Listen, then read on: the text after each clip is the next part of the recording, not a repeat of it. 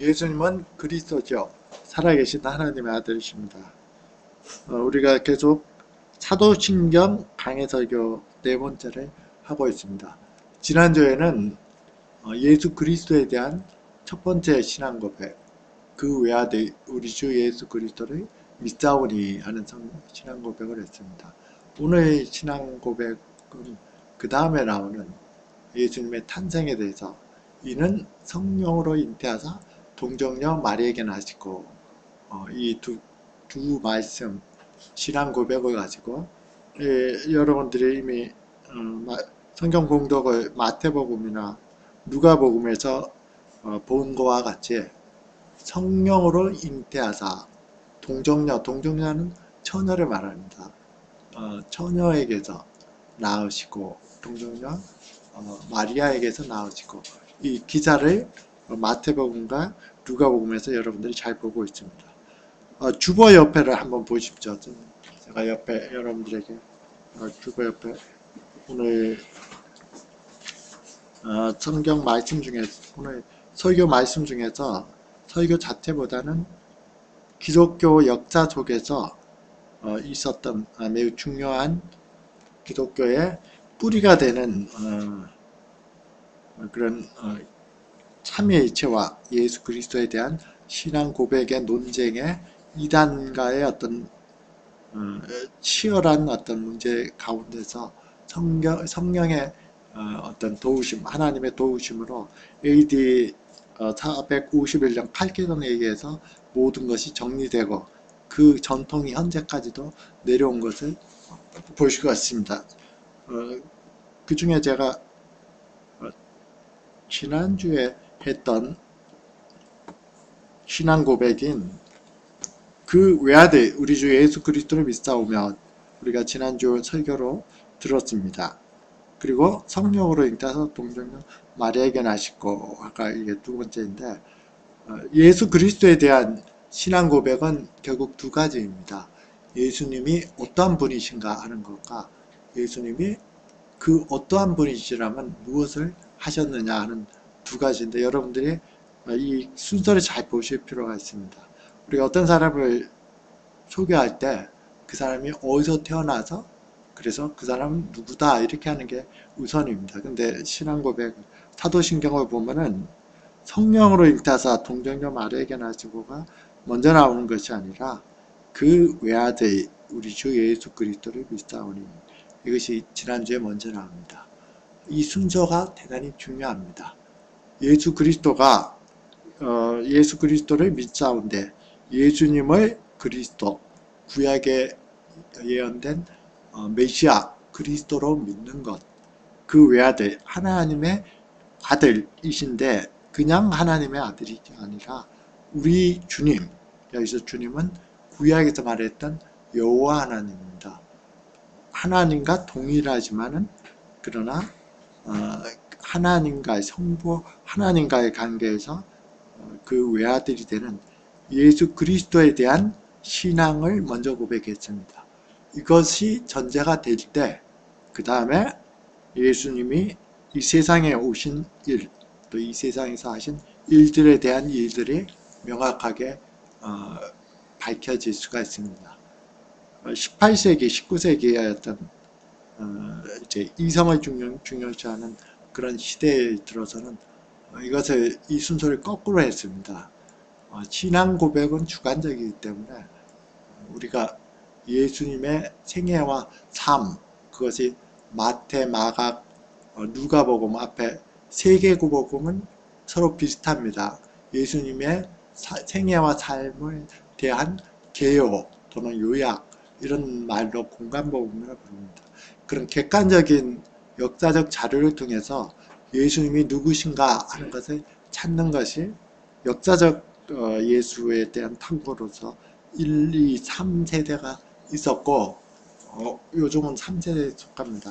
그러나 예수님에 대한 예수님이 하나님의 아들이며 동시에 우리의 주님이 되시는 하나님이시라는 것 그리고 예수님이 그리스도라는 것 구약에 예언된 메시아라는 것을 이런 믿음을 갖지 않고 어떤 역사적 사실을 통해서 예수님이 누구신가를 찾는 결론은 항상 똑같이 나왔습니다.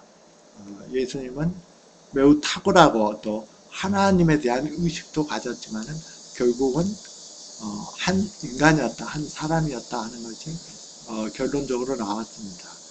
이것이 대단히 중요한 의미를 갖습니다. 여러분들에게 어떤 탐구와 또 어떤 예수님 당시의 생애와 사장을 통해서 결코 그가 하나님의 아들이신 원래 이 세상에 창조되기 전부터 있었던 성자 하나님이셨다는 것을 결코 알 수가 없습니다. 또 그가 우리의 주님이시고 이 세상에서 분명히 계셨지만 지금 또 살아계셔서 성령과 말씀으로 세상을 다스리시는 우리의 주님, 우리가 경배하고 예배드리는 주님이란 사실을 알 수가 없습니다. 또 그분이 구약에 예언된 메시아 그리스도이심을 알 수가 없습니다. 이것은 여러분들에게 믿음으로 하나님께서 은혜를 주실 때 그 말씀이 마음속에 믿어지는 것이 먼저 있을 때 그 믿음을 가지고 예수 그리스도의 생애를 봤을 때 그 은혜를 가질 수가 있습니다.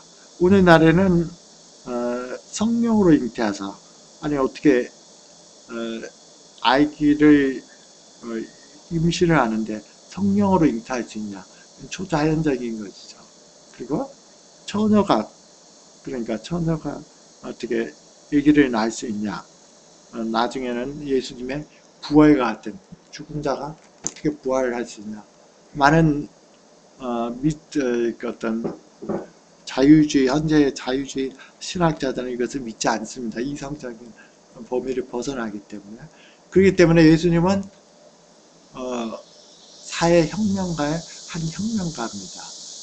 그렇기 때문에 이 세상에서 어떤 소외되고 또 어떤 또 정치적인 타락이나 이런 사람들을 위해서 자기 자신을 십자가에 헌신하기까지 거기서 어떤 순교하기까지 본을 보여줬던 사회혁명가로 나옵니다. 여러분들이 이제 TV나 이런 것들 보면은 목사 또는 어떤 기독교 단체라고 하면서 어떤 극한 어떤 데모하는데 또 반정부 데모하는데 꼭 빠지지 않고 나오는 천주교나 기독교 단체들이 있습니다. 거기서 가지고 있는 예수 그리스도에 대한 어떤 신앙은 사도신경에서 나오는 하나님의 아들로서 우리의 주님으로서 구약에 예언된 메시아로서의 예수님이 이 세상에서 성령으로 잉태해서 동정녀 마리아에게 나시고 우리의 죄를 위해서 십자가에서 죽으시고 부활하셔서 아직 살아계신 그런 하나님이 아니라, 하나님의 아들이 아니라 사회혁명가로서의 어떤 본을 보여주신 한 인간입니다. 그리고 그 자체를 따라가기 때문에 여러분들이 신앙을 먼저 갖고 그 신앙 속에서 예수 그리스도를 볼 필요가 있다 하는 것을 정확히 알 필요가 있습니다. 오늘 말씀에서 보면 오늘 신앙 고백에서 본 두 가지가 나옵니다. 성령으로 잉태하신 것, 그리고 동정녀 마리아에게 나신 것. 이 두 가지는 처녀인 마리아에게서 난 것, 성령으로 잉태한 것. 두 가지는 서로를 부활하면서 세 가지 의미를 우리에게 주고 있습니다. 첫 번째는 이미 앞에서 전제된 것을 다시 한번 강조하고 있습니다. 예수님은 하나님의 아들이시다. 예수님은 그리스도이시다. 그리스도는 기름 부음을 받은 자, 메시아라는 구약에 약속된 메시아다 하는. 그래서 첫 번째 이 의미는 성령으로 잉태하사 동정녀 마리아에게 나셨다는 첫 번째 의미는 예수님은 영원하신 참된 하나님의 아들이시며 동시에 하나님의 아들이시며 완전한 하나님이다 하는 의미입니다. 두 번째는 동정녀 마리아에게 나셨습니다. 성령으로 잉태를 해서 어떤 남자의 어떤 남편의 어떤 씨를 받지는 않았지만은 우리와 똑같은 완전한 인간으로 처녀 마리아에게서 태어나셨습니다. 예수님은 완전한 하나님이고 완전한 인간입니다. 한 인격 안에, 인격이 두 개면 정신분열 자죠. 인격 안에서 예수님은 두 가지의 속성을 가지고 있습니다. 완전한 하나님이시며 완전한 인간이신데 한 인격으로 이 세상에 오셨습니다. 그래서 요한복음 1장 14절에서는 말씀이 육신이 되어 이렇게 말합니다. 우리 가운데 거하심에 말씀이 육신이 되었습니다. 말씀은 성자 하나님 로고스를 말합니다. 말씀이 육신이 되어 인간으로 이 땅에 오셨습니다. 이것이 첫 번째와 두 번째 의미라면, 세 번째는 성령으로 잉태하셨다. 이 말씀의 중요한 것은 물론 어떤 남편의 시에 어떤 영향을 받지 않았다는 것도 중요하지만, 더욱 중요한 것은 하나님의 특별한 섭리로 우리가 태어날 때부터 부모로부터 받게 되는 어떤 유전적인 기질, 또 그 속에는 어떤 자기 자신의 교만, 자기 자신을 주장하는 죄된 본성들이 그대로 가지고 있습니다. 어릴 때부터 아이들을 보면은 다 자기 중심적입니다. 자기를 중심으로 세상이 돌아가야지, 조금이라도 그것이 안 되면 때려치고 울고 그렇게 하는 것을 볼 수 있습니다. 그것이 자기 중심적인 죄된 본성을 어릴 때부터 태어났고, 그것을 우리는 원죄라고 부릅니다. 원래 가지고 있는 죄고, 이미 그 죄로 인해서 죽음과 심판이 내려진 상태입니다. 그러나 성령으로 잉태했다는 것은, 중요한 것은 성령으로 잉태했기 때문에 이러한 죄된 본성, 원죄로부터, 죄로부터 어떤 영향을 받지 않는, 죄가 전혀 없으시는 그 영향을 받지 않는 상태로 태어나셨다 하는 것입니다. 완전한 인간이고 완전한 하나님으로 태어나셨고 죄가 없이 태어나셨다 하는 것이 중요한 역할을 합니다. 기독교는 바로 이렇게 이 기초 위에 세워져 있습니다. 오늘 말씀하신 이 예수 그리스도의 예수 그리스도가 어떤 분이시냐 하는 바로 이 기초 위에 세워져 있습니다. 예수님이 완전한 하나님이시며 완전한 인간이시지만 한 인격 안에서 이 땅에 오신 분, 그리고 그는 우리와 똑같은 인간이시지만은 그러나 죄는 없으시다 하는 것이 중요한 의미를 갖습니다. 창세기 19장 14절에 보면은 요즘에 이제 어떤 동성애 축제 같은 걸 많이 하는데, 그것으로 인해서 소돔이 멸망할 때 아브라함의 조카 롯이 그 딸들과 결혼할 사이들에게 이제 소돔이 멸망할 것 같으니, 곧 멸망하니까 여호와께서 이 성을 멸하실 터이니 너희는 일어나 이곳에서 떠나라 하되, 우리와 같이 떠나다 할 때 사이들이 말했던 게 이렇게 말합니다. 그의 사이들은 농담으로 여겼더라. 그리고 그대로 남아서 어떤 불이 내려지는 어떤 심판을 그대로 당했습니다. 여러분들에게도 오늘날에는 현대 불신앙 가운데 어떤 자유주의 신학뿐만 아니라 일반 사람들도 성령으로 잉태했다, 또는 동정녀 마리아에게 낳았다, 여기서 믿을 가치가 없다 하고 생각할 수도 있습니다. 마치 오늘날에도 그것을 농담으로 여길 수가 있습니다. 그러나 이 진리를 따라서, 롯을 따라서 이 복음을 믿을 때 새롭게 태어나는 은혜를 갖게 됩니다. 첫 번째와 두 번째, 하나님이 영원한 하나님의 아들로 이 땅에 오셨다 하는 것과, 두 번째는 완전한 인간으로 오셨다 하는 것은, 다른 말로 표현하자면 예수님은 이미 오늘 봉독한 마태복음이나 누가복음에서도 구약에 약속된 메시아, 구약에 약속된 우리를 구원해줄 구세주로 때가 되어서 신약에 오신 것을, 하나님의 구원 계획이 완성되는 것이 가옵니다. 인간이 타락했을 때 하나님은 심판을 주셨지만은 창세기 3장 15절처럼 내가 너로 여자와 원수가 되게 하고 내 후손도 여자의 후손과 원수가 되게 하리니 여자의 후손은 내 머리를 상하게 할 것이요 너는 그의 발꿈치를 상하게 할 것이다. 이렇게 말하고 있습니다. 이미 타락한 순간부터 하나님께서는 이 여자의 후손을 통해서 십자가를 통해 머리를 상하게 하는 마귀의 사단의 건세를 깨뜨리는 것을 통해서 우리를 구원해 주실 것을 약속하셨고 그러나 여자의 후손과 뱀의 후손이 원수가 되게 하는 이 세상의 어떤 창세기를 봤을 때 늘 하나님을 따르는 경건한 어떤 셋 족속과 또 하나님을 무시하고 이 세상의 어떤 쾌락과 욕망을 쫓은 가인의 족속이 계속 싸우는 게 나옵니다.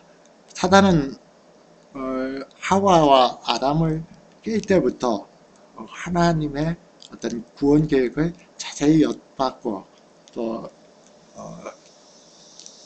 하나님이 말씀하신 예수 그리스도가 이 땅에 구세주로 나실 것을 철저히 방해하려고 부단히 노력을 했습니다. 창세기 6장에서처럼 하나님의 아들들이 사람의 딸들의 아름다움을 보고 결혼을 해서 이것으로 인해서 하나님의 노아의 홍수로 사람들을 멸망시키게 되는 가인의 후손과 하나님을 멀리하고 우상을 섬기고 자기 마음대로 사는 가인의 후손과 하나님이 경건하게 사는 족속이 결혼함으로써 신앙이 상실되는 것을 봅니다. 그리고 창세기 12장에 우리 교회 어떤 로베에도 걸려있는 것처럼 아브라함을 불러서 하나님께서 내가 너로 큰 민족을 이루고 내게 복을 주어 내 이름을 창대케 하니 너는 복이 될지라. 너를 축복하는 자에게 내가 복을 내리고 너를 저주하는 것은 내가 저주하니 땅의 모든 족속이 너로 말미암아 복을 얻을 것이며 이렇게 말씀하셨습니다. 아브라함의 후손을 통해서 모든 족속이 복을 얻는다. 이것이 바로 약속이고 이것이 구약 전체의 주제입니다. 이것을 통해서 신약에서는 갈라디아 3장 16절에 사도 바울의 말처럼 이 약속들은 아브라함과 그 자손에게 말씀하신 것인데 자손이라 하면은 복수를 써야 되는데 복수를 쓰지 않았습니다. 그래서 여럿을 가르쳐 그 자손들이라 하지 아니하시고 오직 한 사람을 가르쳐 자손이라 하셨으니 곧 그리스도라. 그런즉 믿음으로 말미암는 자들은 신약에서는 이제는 예수 그리스도를 믿을 때 믿음으로 말미암는 자들은 아브라함의 자손인 줄 알지어다. 또 하나님이 이방을 믿음으로 의로 정하실 것을 성경이 미리 알고 먼저 아브라함에게 복음을 전하는 이방인이 너로 말미암아 복을 받으리라 하셨느니라. 그러므로 그 말을 잘 보십시오. 믿음으로 말미암는 자는 믿음이 있는 아브라함에게 복을 받느니라. 이제는 예수 그리스도의 나심을 통해서 아브라함의 자손, 선택된 아브라함에게 준 모든 복의 근원이 바로 믿음으로 그리스도와 함께 연합한 자들에게 있다 하는 것을 여러분들이 잘 알 필요가 있습니다. 이렇게 아브라함의 아들이 이삭이죠. 이삭과 또 이삭과 함께 이삭은 약속을 따라 낳았지만은 아브라함이 그것을 잘 기다리지 못하고 종과 어떤 연합해서 낳은 자식이 이스마엘입니다. 이 두 가지를 갈라디아서는 이렇게 말합니다.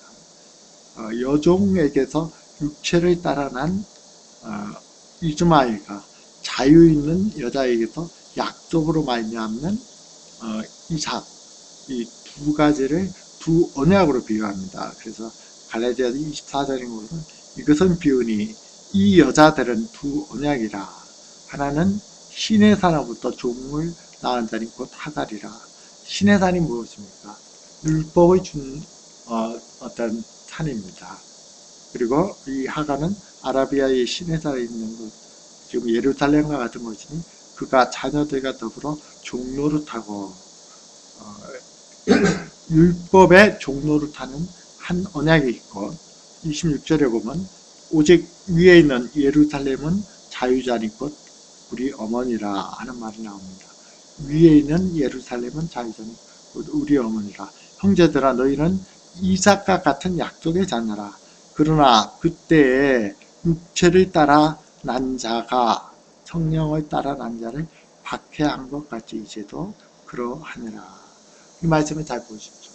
오늘 사도신경에서 우리가 신앙 고백한 것이 성령으로 잉태하사 동정녀 마리아에게 나시고 예수 그리스도께서는 성령으로 잉태해서 나셨습니다. 성령은 언제나 구약 성경에도 보면은 우리가 창세기 2장 7절에서 인간을 만들었을 때 하나님이 흙으로 우리를 만드시고 우리의 몸은 흙으로 되어 있죠. 그 코에 호흡을 불러넣어 생기를 불러넣어주는 성령은 늘 새 생명을 주는 영입니다. 그러나 이 새 생명을 주는 인간이 로마서 5장에처럼 한 사람 아담으로 말미암아 모든 사람이 범죄한 것처럼 다 범죄에서 하나님께로 떠났을 때 다시금 그것을 회복하는 것도 역시 성령을 따라서 이 세상에 태어나게 했습니다. 육체를 따라 난 자가 성령을 따라 난 자를 박해한 것 같이 이제도 그러하니라 하는 마찬가지입니다. 이것이 중요한 의미를 갖습니다. 인류를 처음에 창조했을 때 새 생명을 준 것도 성령이었다면 아브라함이 아담을 따라서 모든 사람이 멸망을 당하게 된 것, 한 사람의 범죄로 말미암아 사망이 그 사람을 통하여 왕노릇하였은즉 이렇게 로마서 5장 17절처럼 나옵니다. 그렇다면은 이를 구원하기 위한 하나님의 계획도 예수 그리스도가 성령을 따라 났습니다. 그래서 은혜와 의를 넘치게 받은 자들은 한 번 예수 그리스도 통하여 생명 안에서 왕노릇합니다. 그런즉 한 범죄로 말미암아 많은 사람이 정죄에 이른 같이 한 의로운 행위로 말미암아 의롭다함을 한 많은 사람이 의롭다함을 받아 생명에 이르느라 한 사람이 순종하지 아니하므로 많은 사람이 죄인 된 것 같이 한 사람이 순종함으로 많은 사람이 의인이 되리라 이렇게 말씀하셨습니다. 우리 누가복음 1장 35절에서 마리아가 내가 사내를 알지 못하니 사내와 어떤 관련이 없었는데 동침한 적이 없는데 어떻게 제가 아이를 낳을 수 있습니까? 했을 때 말했습니다.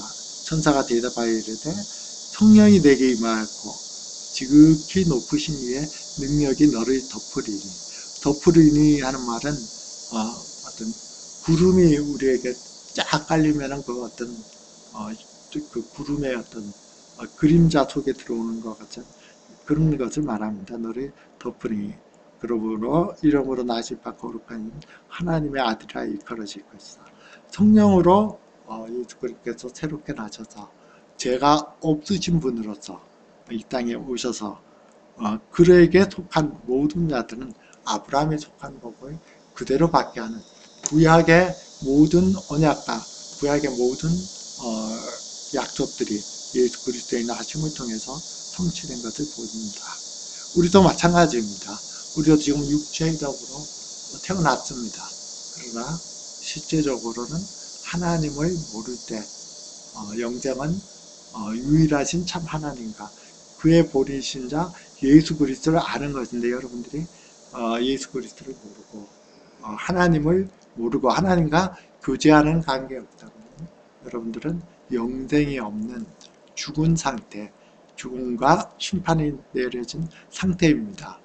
예수 그리스도의 나심이 성령을 통해서 난 것과 비유되는 것처럼 요한복음 3장에서 예수님께서 니고데모에게도 말씀하신 게 있습니다.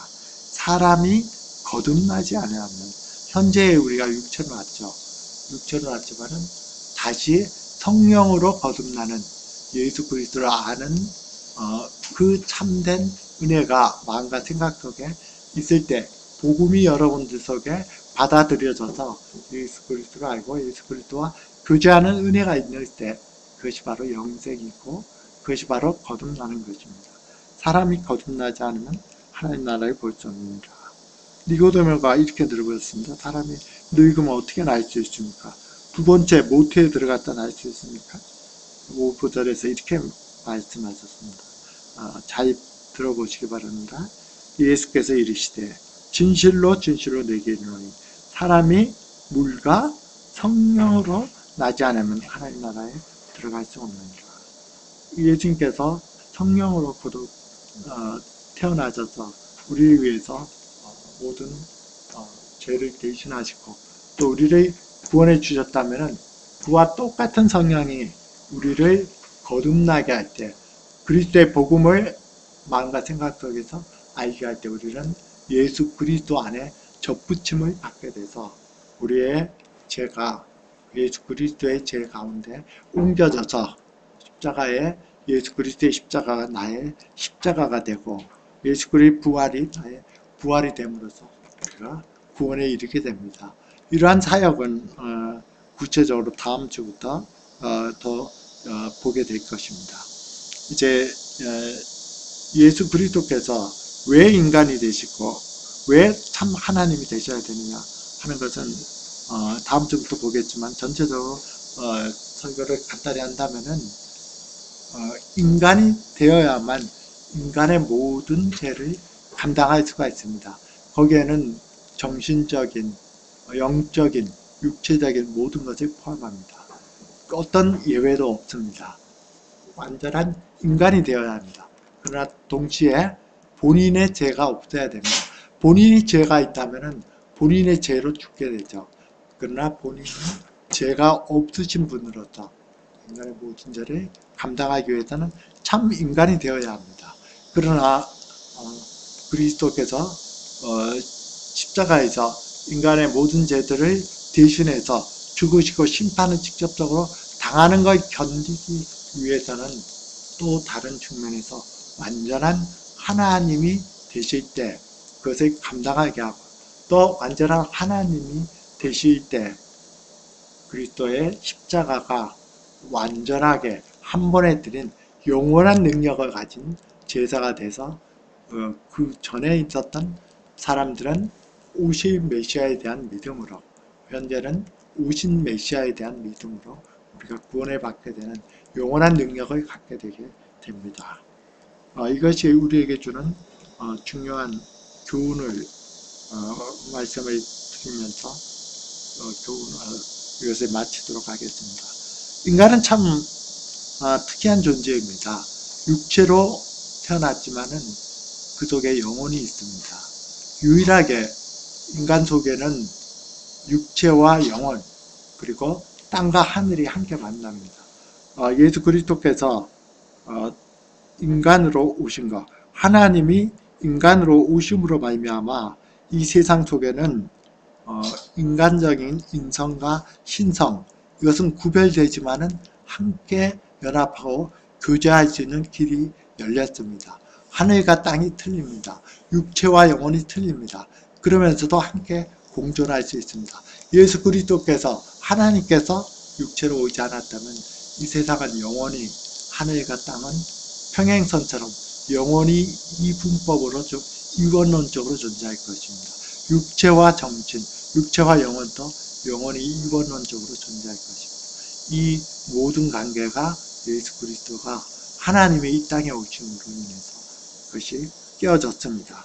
이것으로 인해서 우리가 하나님과 그리스도와 화목하게 될 때 지난주에 예수님을 우리 주님으로 모셨을 때 자기 자신과 화목할 수 있다는 것처럼 하나님과 화목할 때 자기 자신과 참된 화목이 이루어집니다. 자기 외모든지 자기 환경이든지 자기 모든 것들을 가신하지도 않고 또 자기 비하하지도 않고 있는 그대로를 감사함으로 받아들일 수가 있습니다. 다른 사람과 관계에서도 올바른 관계를 가질 수가 있습니다. 예수 그리스도 안에 있기 때문에 자기의 어떤 유익이나 또 자기의 어떤 악한 정욕이나 또 자기의 어떤 목적을 위해서 다른 사람을 바라보는 것이 아니라 다른 사람 그 하나하나가 예수 그리스도의 형상을 따라서 하나님의 형상을 따라서 창조된 사람이라는 것을 알기 때문에 그 자체를 존중해 줄 수가 있습니다. 예수 그리스도 하나님과 화목되는 것, 에베소서 1장 10장에서 나옵니다. 하늘에 있는 것이나 땅에 있는 것이 다 그리스도 안에서 통일되게 하려 하십니다.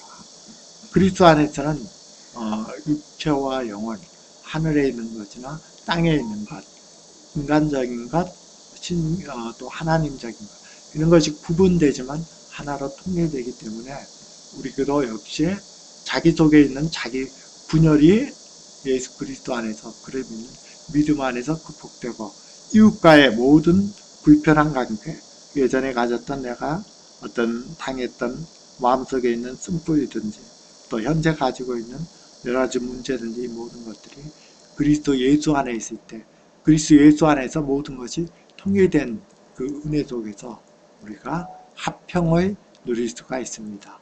그리고 그 중에 가장 중요한 하나님께 우리가 받아들여진 제사함의 은혜를 누릴 수가 있습니다.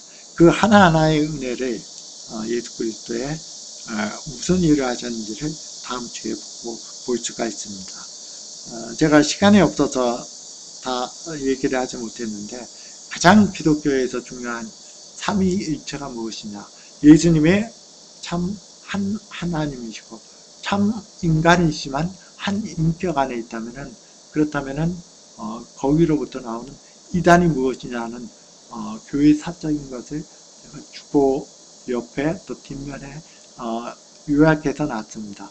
기독교 초대교회의 한 500년 동안의 많은 분쟁들의 핵심적인 것이 거의 다 들어있습니다.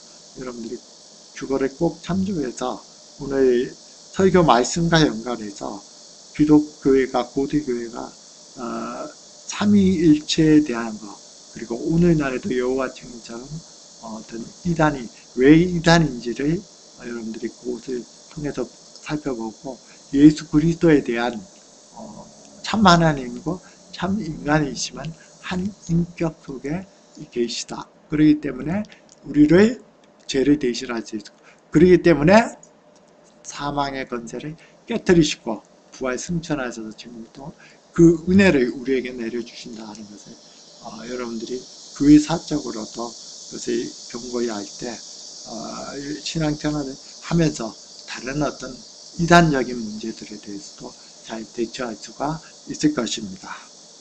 기도드리겠습니다. 살아계신 아버지 하나님, 예수 그리스도를 이 땅에 우리 하나님이신 것을 이시만 인간의 몸으로 오신 우리 주님의 큰 사랑과 은혜를 바라봅니다. 아버지 하나님, 우리가 예수 그리스도 안에서 예수 그리스도의 믿음으로 예수 그리스도와 접붙임을 될 때 우리도 성령으로 거듭남으로 말미암아 새 생명으로 거듭나고 아버지 하나님께서 예수 그리스도 안에서 주시고자 하는 아브라함의 백성들의 주시는 모든 복들을 우리가 누릴 수 있음을 압니다. 그러므로 말미암아 우리 자신과의 분열 가운데 있던 것이 화목을 가져오고 이웃과의 분쟁에서도 화목을 가져올 뿐만 아니라 참된 영생의 소망 가운데 이 세상을 살게 하시고 또 우리를 인도해 주실 이 놀라운 은혜의 복음에 감사를 드립니다. 우리가 이 은혜 속에서 늘 자라가고 감사 찬양이 우리의 삶 속에 더욱 넘치게 있을 수 있도록 주께서 도우시고 인도해 주시옵소서. 예수 그리스도의 이름으로 기도드렸습니다. 아멘.